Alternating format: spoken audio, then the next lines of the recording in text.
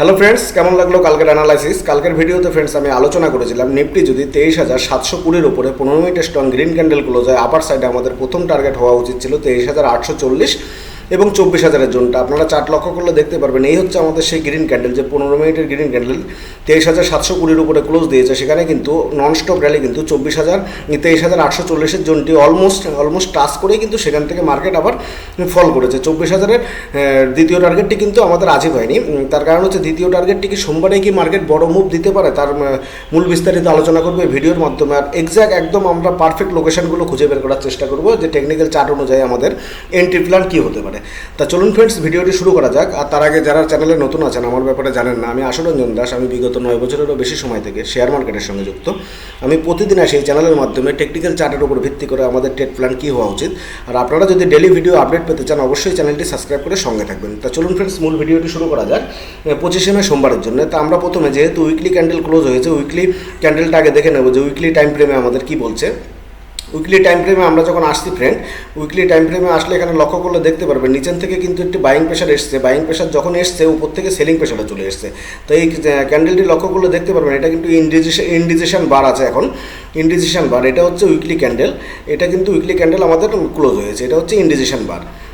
তাই ইনডিসিশন বারের উপর যদি বিবেচনা করে আমরা ট্রেড প্ল্যান করি, তার জন্য আমাদের একটু ছোট টাইম ফ্রেম করে আমাদের এরপরে আওয়ারলি টাইম ফ্রেমে চলে আসতে হবে। আওয়ারলি টাইম ফ্রেমে আসলে আমরা কিছুটা সাপোর্ট এবং রেজিস্ট্যান্স জোনগুলো বুঝতে পারবো। তা আওয়ারলি টাইম ফ্রেমে আমরা যখন আসছি ফ্রেন্ডস, আপনারা লক্ষ্য করলে দেখতে পারবেন নিফটি কিন্তু একটি কনসোলেট জোনের মধ্যে ট্রেড করছে। কনসোলেট জোনকে আপার সাইডে রেজিস্ট্যান্স পেয়ে যাচ্ছে 23,800 থেকে 24,000-এর জন্য, এবং ডাউন সাইডে সাপোর্ট পাচ্ছে 23,300 থেকে 350-এর জন্য। তাহলে আপনারা লক্ষ্য করলে দেখতে পারবেন এখানে চার্ট যে নিফটি কিন্তু 23,300 থেকে 350-এর জোন থেকে নিফটি কিন্তু 3বার কিন্তু বাউন্স ব্যাক করেছে। বাউন্স ব্যাক যদি করেও নিফটি কিন্তু এখানে একটি খুব বড় সম্ভাবনা আছে যে নিফটি এই all time high 24,000, all time high বলা ভুল হবে ফ্রেন্ডস, এই 24,000-এর রেজিস্ট্যান্স জোনটি ভাঙার জন্য হয়তো সোমবারে প্রস্তুত থাকতে পারে, কিন্তু সেক্ষেত্রেও আমরা কনফার্মেশন পাবো না। তার কারণ হচ্ছে নিফটি আমার খুব ধারণা বা বিশ্বাস চার্ট অনুযায়ী হতে পারে, হবে বলছি না, নিফটি কিন্তু 24,000-এর জোনটা ব্রেক করে কিন্তু নিফটি আবার নিচে আসার সম্ভাবনা আছে, নিচে ফল আসার সম্ভাবনা আছে। নিচে যদি ফল আসে কোন পর্যন্ত আসতে পারে ফ্রেন্ড, টেকনিক্যাল চার্ট অনুযায়ী নিচে যদি ফল আসে নিফটি এই কনসোলেট জোনের পরে, নিফটি খুব সম্ভাবনা আছে নিচে সাপোর্ট নিতে আসতে পারে 23,600 থেকে ফিবোনাচি রিট্রেসমেন্টের উপরে ভিত্তি করে 23,600 লেভেল, অথবা 23,600 লেভেলে যদি সাপোর্ট না পায়, সেখানে কিন্তু 23,400 লেভেলটি কিন্তু সেখানে সাপোর্ট নিতে খুব সম্ভাবনা আছে নিফটি। তো সাপোর্ট নেওয়ার পরে নিফটি কিন্তু এইভাবে 24,000-এর জোনটি তারপরে যখন ব্রেক করবে, সেখানে সামান্য রিটেস্ট হয়ে তখন কিন্তু অল টাইম নিফটি হাই চলে যাবে। এটা হচ্ছে মূল লক্ষ্য আমাদের টেকনিক্যাল চার্ট অনুযায়ী। তো এই মতো অবস্থায় যদি আমরা ইন্টারডে প্ল্যান করতে চাই, তাহলে কিন্তু আমাদের চলে আসতে হবে 15 মিনিটের টাইম ফ্রেমে। 15 মিনিটের টাইম ফ্রেমে আসলে আমরা কিন্তু নিখুঁতভাবে এন্ট্রি এবং এক্সিট পয়েন্টগুলো আমরা পেয়ে যাব। তাহলে নিফটি বুলিশ কখন হতে পারে?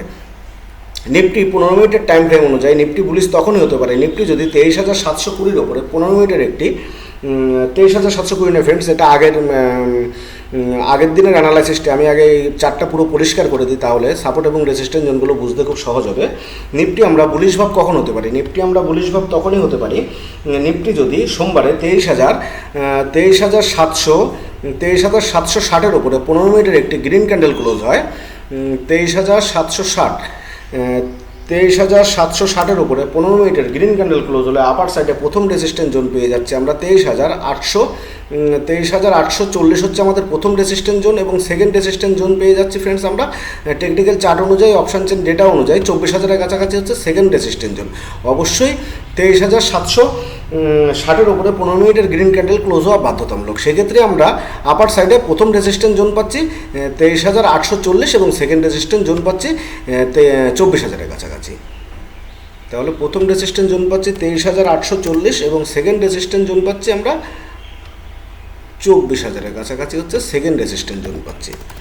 আর ডাউন সাইডে নিফটি বিয়ারিশ ভাব কখন দেখাতে পারে? ডাউন সাইডে নিফটি বিয়ারিশ ভাব তখনই দেখাতে পারে নিফটি যদি একটি 15 মিনিটের স্ট্রং রেড ক্যান্ডেল ক্লোজ 23,580-23,580-র নিচে যদি নিফটি একটি 15 মিনিটের স্ট্রং রেড ক্যান্ডেল ক্লোজ হয়, 23,580-র নিচে 15 মিনিটের স্ট্রং রেড ক্যান্ডেল ক্লোজ হয়, 23,580-র নিচে 15 মিনিটের স্ট্রং রেড ক্যান্ডেল ক্লোজ হয়, ডাউন সাইডে নিফটি প্রথম সাপোর্ট জোন পেয়ে যাচ্ছি আমরা 23,500 হচ্ছে আমাদের প্রথম সাপোর্ট জোন। প্রথম সাপোর্ট জোন খুব সম্ভাবনা আছে, 23,500 জোনটা যদি ব্রেক করে খুব সম্ভাবনা আছে ডাউন সাইডে দ্বিতীয় সাপোর্ট জোনের কাছাকাছি আসতে পারে। দ্বিতীয় সাপোর্ট জোন আমরা পাচ্ছি মাত্র এখান থেকে 50 পয়েন্ট ডাউন, অর্থাৎ 23,450-এর কাছাকাছি হচ্ছে আমাদের দ্বিতীয় সাপোর্ট জোন। অবশ্যই এক্ষেত্রেও 23,580-এর নিচে 15 মিনিট রেড ক্যান্ডেল ক্লোজ হওয়া বাধ্যতামূলক, তাহলে ডাউন সাইডে নিফটি 42 হতে পারে। নিফটি তখন 42-এ সাপোর্ট নিতে আসতে পারে। 23,500 হচ্ছে প্রথম, এবং সেকেন্ড সাপোর্ট জোন হয়ে যাচ্ছে 23,450। 23,450-এর জন্য হচ্ছে সেকেন্ড সাপোর্ট জোন।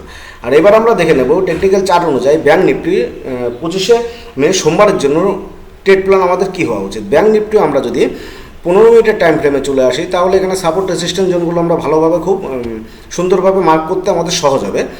তা ব্যাংক নিফটি যদি 54,200-এর ওপরে 15 মিনিটের একটি স্ট্রং গ্রিন ক্যান্ডেল ক্লোজ হয়, 54,200-এর ওপরে 15 মিনিটের স্ট্রং গ্রিন ক্যান্ডেল ক্লোজ হলে, তাহলে আপার সাইডে আমরা ব্যাংক নিফটির ক্ষেত্রে প্রথম রেজিস্ট্যান্স জোন পাচ্ছি। আপার সাইডে ব্যাংক নিফটির ক্ষেত্রে প্রথম রেজিস্ট্যান্স জোন পাচ্ছি, একটি জোন পেয়ে যাচ্ছি ফ্রেন্ড 54,500। আশা আছে খুব সম্ভাবনা 200 পয়েন্ট বুলিশ মুভ দেখাতে পারে ব্যাংক নিফটি। যদি 54,200-এর উপরে 15 মিনিটের রেড ক্যান্ডেল ক্লোজ হয়, তাহলে আপার সাইডে 200 পয়েন্ট উপরে আমরা রেজিস্ট্যান্স জোন পাচ্ছি 54,400-এর কাছাকাছি।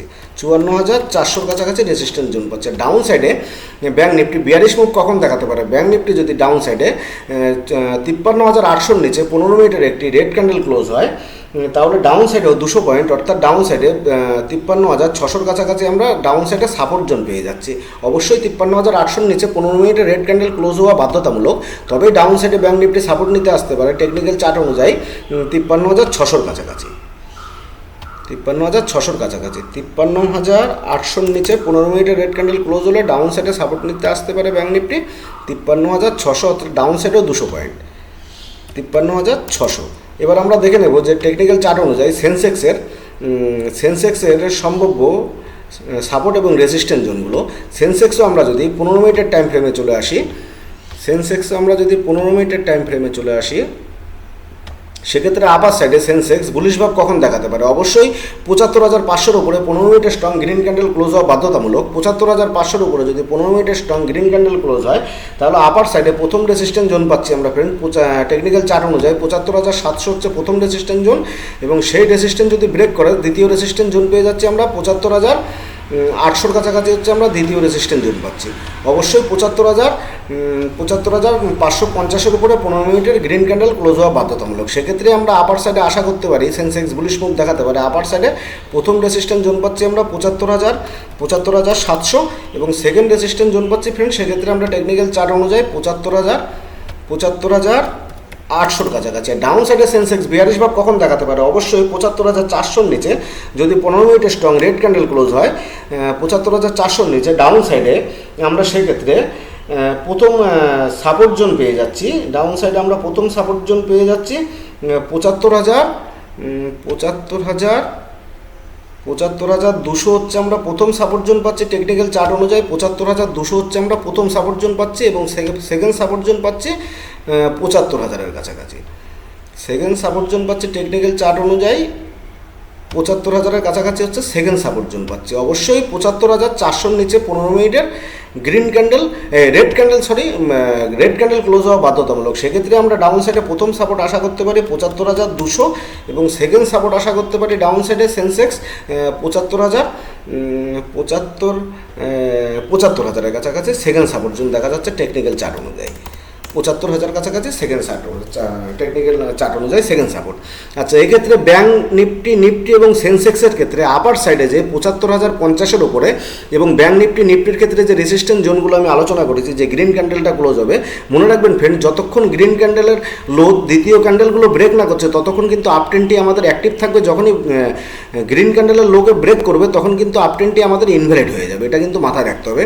এই সেন্সেক্সের উদাহরণ দিয়ে বুঝুন, এই 75,550 50-এর উপরে মনে করুন এই 15 মিনিটের স্ট্রং গ্রিন ক্যান্ডেল ক্লোজ হয়েছে, যতক্ষণ তার দ্বিতীয় ক্যান্ডেল তৃতীয় ক্যান্ডেল বা যে কোনো ক্যান্ডেল 75,750-এর লোকে ব্রেক না করছে ততক্ষণ কিন্তু আপ ট্রেন্ডটি আমাদের ইনটেক্ট থাকছে। ততক্ষণ কিন্তু আমরা আশা রাখতে পারি যে 75,700 এবং সেকেন্ড রেজিস্ট্যান্স জোন 75,800 যাওয়ার সম্ভাবনা রাখে সেন্সেক্স, নিফটি এবং ব্যাঙ্ক নিফটি।